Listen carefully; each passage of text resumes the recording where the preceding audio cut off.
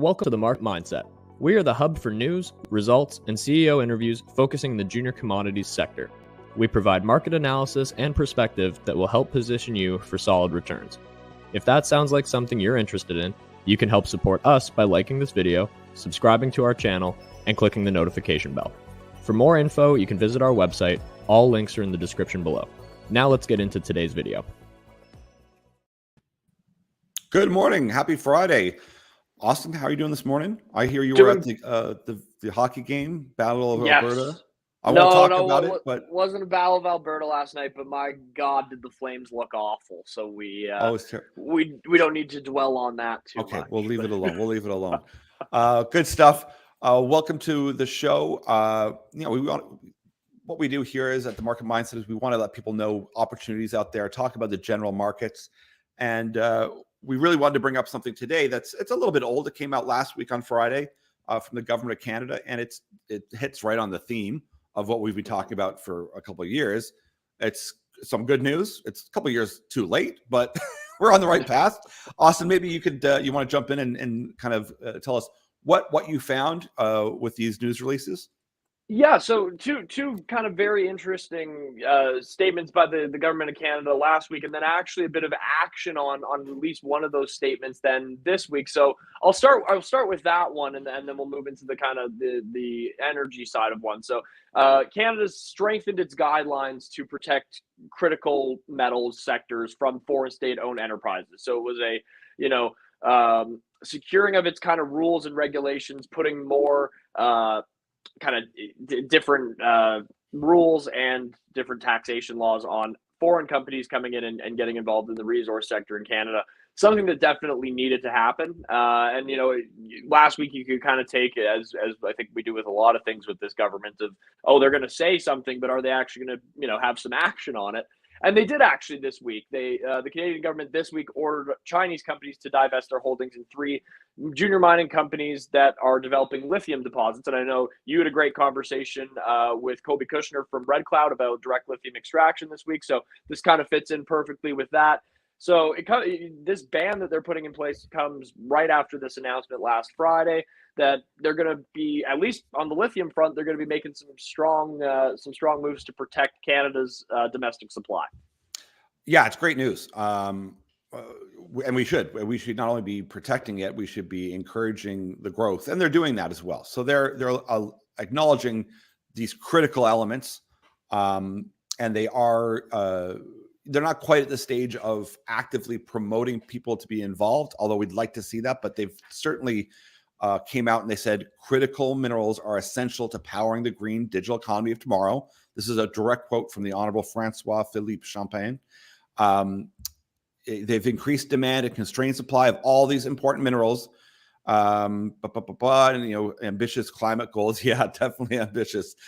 This is why Canada must build strategic resilience in the North American critical mineral supply chain. What's interesting about this too is that the U.S. green bill, I mean, it's not an inflation bill. Their green bill mentions they have to have domestic supply of lithium, but in that domestic supply, they consider Canada to be domestic. I believe also some of South America, if not all, which is interesting because there was an article out about Australian lithium developers saying, hey, we haven't gotten a lot of calls from the US about wanting any of the lithium. It's like, yeah, because a lot of them are owned or half owned or partly owned by Chinese firms.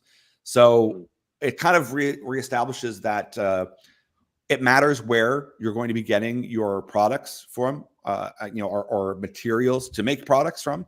As tensions keep growing further and further with China.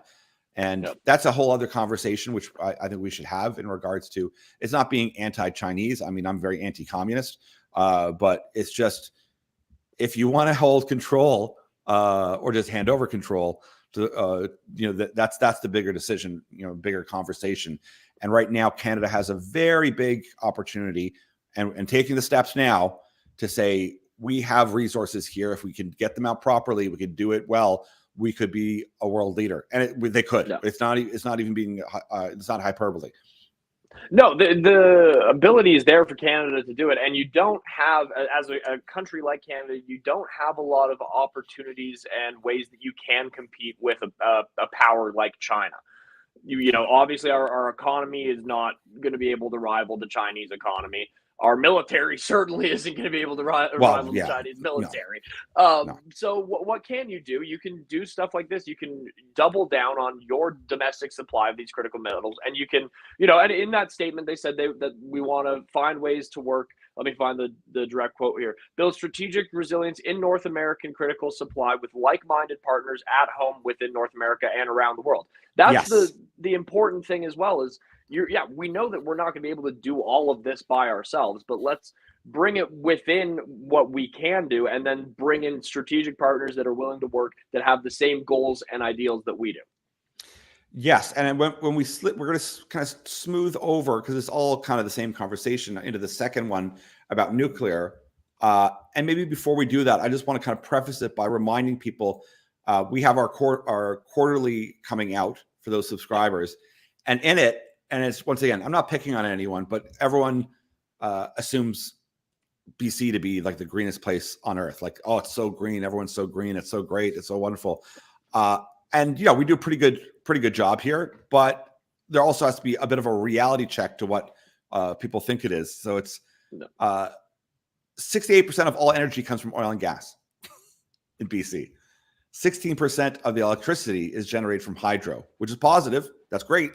Yep. But that's where, whenever I'd spoken to one engineer who said, if you just wanted to have cars in Lower Mainland, in Vancouver, Lower Mainland, you'd need to have, like, I think he said, like 8 more Site C dams. So you'll never have that. You're not going to have that. You're not going to have solar. We don't have that much sun here. So could you do wind? Sure. You could maybe put them offshore in the water there. Yeah. Do you think you're going to see huge wind farms off the coast of I don't know. You think that people are going to tolerate that? I doubt it. I highly doubt it. And the sheer volume that you would need to even come close to producing the amount of energy that the Lower Mainland of BC uses, it's insane. Yeah, it's insane. And also thrown in there is the 16% on biofuels, and that's a fancy wave of, now that you can do algae, and there's some really neat things, but that's also includes wood burning. It's and we're not being facetious. It's just putting things into perspective that they're ambitious goals to meet some climate, whatever you want to call it. So what becomes the answer? Yes. And that's where this kind of goes is what's the solution to that? And we're advocates for it and have been advocates for it in the past. The answer is probably nuclear. Yes. So that's the only one right now, if you really want. And that's the statement from the Honourable Jonathan Wilkinson, who's the Minister of Natural Resources, starts off with nonsense about Russia's illegal war. And like, hey, we don't want there to be war in Ukraine at all. But blaming that the energy crisis is because of that. It absolutely has nothing to do with that. We have plenty of energy here. We could be exporting natural gas. We could be exporting it to Europe. We could help them out. We're just not. That's a question you have to ask every politician. Like, why are we reliant on Russian oil and gas? How could that how could that possibly be? We have tons of it. And that's because it's a politics play. It's a policy play. It's the not in my backyard crowd. And that isn't, an environmentalist decision. This is a policy decision. And I think people need to look past a lot of the BS that you see in the news and all of this greenwashing and all this idea that we're so green and we're so that, and get a wake up call and a reality check and start asking tougher questions of their politicians to go, listen, this is the facts and the data do not match anything you're saying. But on the good side, we'll leave that negative stuff aside. We have this big, strong push for nuclear, which is good. And maybe, Austin, you can walk us through that.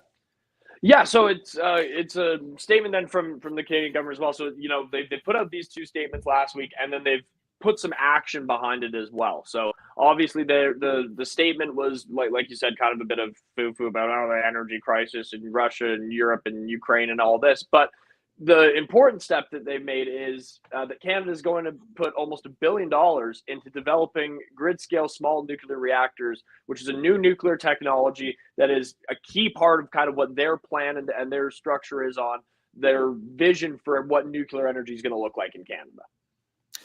Yes. So these small modular reactors, we've heard a lot of news about them. Very cool. And they've said kind of nuclear power has helped avoid 55 gigatons of carbon emissions over the past 50 years. So they're acknowledging, yes, this is a good thing. They're acknowledging, thanks to Saskatchewan, largest deposit of high-grade uranium on Earth, 70% of the world's supply of cobalt-60. A lot of really impressive acknowledgement. We're a tier 1 nuclear nation with strong regulators and regulations and domestic supply. So lots of fantastic news for Canadians to kind of get behind. And that also quells the fears of, oh, I don't want nuclear. I don't want this and that. And listen, when you first hear about it, you think, ooh, yeah, I don't know if I'm that comfortable with it. Once again, it is the safest, and it just means put a little bit of time and effort to research it. Look at the pros and look at the cons, look at the argument against and look at the argument for, and you'll easily find there's a lot of narrative around the against. It's a lot of storytelling. It's a lot of narrative and less on the facts, let's say. And then that often is the case with a lot of topics is people don't seem to understand or care about data so much. They'll look, and if you give them stats, you give them data, you give them results, most people discount it. But if they hear a story, and if you make it personalized, like you're sitting at home and Johnny's playing in the water, then they think, oh my God, that'll stick. Yeah. And that's a trick in marketing that people have learned. But if you can read past that, that'll help. And that's part of what here we do is that critical thinking, critical reasoning to help. And this, once again, isn't one political side to another. They do it on both sides on all topics. But this we wanted to highlight because we could have seen this 4 years ago. We should have seen it 4 or 5 years ago. When you have someone in who's championing green causes, all of this should have been done day one to get mining going, start getting the flow of lithium, copper, vanadium, graphite, all these things in Canada, start, building a surplus and an infrastructure around us, including uranium. And we would be sitting in an incredible place right now. Yeah, we absolutely would be. But, it's better late than never, I guess, is the right way to look at it. Like I'd rather them be making these steps now than to still be twiddling their thumbs and not really having a real plan. But I'll go back to the nuclear thing quickly because it reminded me of and I wish I could remember what company it was, but I know we were sitting in on a conference back in the spring with a lot of different uranium and nuclear companies. And one CEO from one company kind of made the argument of saying, I know people kind of look at nuclear as there's a lot of downside to it, and there's a bit of narrative and spin around it, but he kind of equated it to, the argument of air travel being safer than car travel. He's like, when you actually break it down, you look at it, it's much more like we're not on the scale of having like a Chernobyl kind of meltdown every time we're doing nuclear energy. Yeah, no. But of course, that's what people's minds jump to when they think of nuclear is like, hey, well, wait, no, we're going to have some uninhabitable spot in northern Manitoba that we can't go to because we're doing nuclear energy. But that's not really the case. So I think that not only is it good to see investment in this, but I think we need to see steps in educating people as well and saying like, look, this is if we want to hit these lofty targets, something like reducing emissions by 40 to 45% by 2030, you're not going to get there without nuclear.